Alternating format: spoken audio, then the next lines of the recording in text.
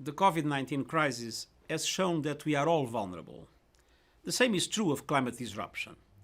Both crises have inflicted huge human and economic costs. Both can only be addressed through ambitious multilateral action. That is why I'm urging governments to take 6 climate-positive actions to recover better together. Invest in green jobs, do not bail out polluting industries, especially coal, end fossil fuel subsidies and place a price on carbon, take climate risks into account in all financial and policy decisions, work together, and most important, leave no one behind. All countries are threatened by climate change, but some are more vulnerable than others. That is why we must limit temperature rise to 1.5 degrees and transition to climate-resilient economies.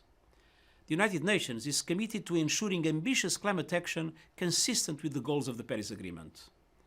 I've been pushing, with the help of Jamaica, Canada and others, a sustainable COVID-19 recovery through the Finance for Development process that will address climate priorities.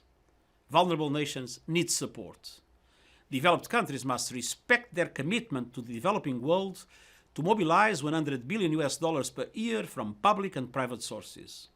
Support for adaptation and resilience is as necessary as mitigation and should be funded equally by multilateral development banks and the Green Climate Fund. Climate-vulnerable countries are already leaders on climate ambition. You have been among the first to submit more ambitious nationally determined contributions ahead of COP26. I applaud your moral leadership and concrete examples. They are crucial to push the big emitters to achieve net zero emissions by 2050. You can count on the United Nations to support your ambition.